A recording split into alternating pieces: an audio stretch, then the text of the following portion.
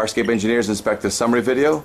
Here we are in Boston on Irving. We have a couple of balconies here.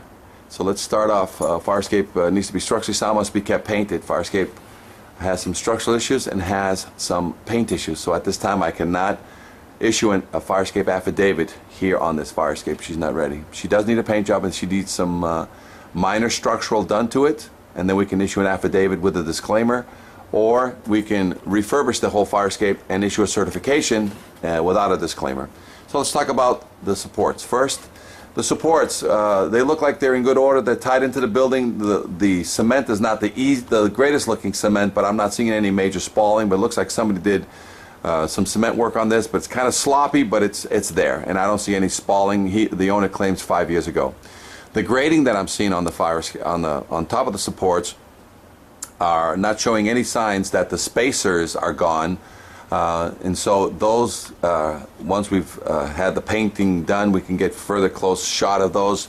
But right now we can issue an opinion on that, an opinion affidavit on that with a disclaimer on that.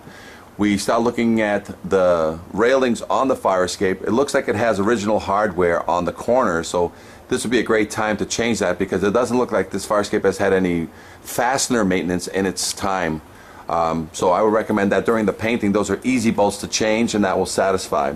Looks like the railing up against the wall, they're tight. Doesn't look like any major spalling on all of them. But again, during the paint job, if that needs to be done, get it done. All right, stringers. You got baby stringers here, maybe with two steps. The lower stringer and the upper stringer has original hardware. The lower one is notched, so that's in good order. But the top one has the original bolt. We just got to confirm there's no rust on those. If there is any rust on those, you got to change them while this thing is being painted.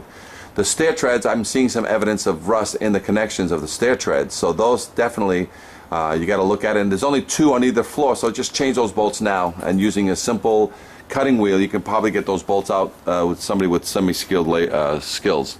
The stringers and the rails on that stringer are part of the original rail, so same things apply. I do see some bulging out of some of the original hardware. Whichever ones are in good order, keep and silicone shut. Whichever ones are bulging with rust in it, you got to change those out. Okay. This goes for two floors, so both these floors need to have the same issue applied to them.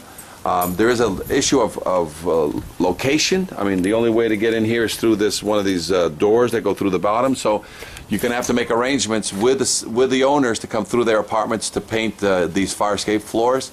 And from this floor up above to the floor up above, you probably use the telescopic ladder to get the underneath painting done. But from down here, you're going to need at least a 20-foot ladder, and that 20-foot ladder probably have to be in two sections unless you have some way of getting into this yard through one of the neighbors. Otherwise, it's very difficult for this to make its turn coming through the basement.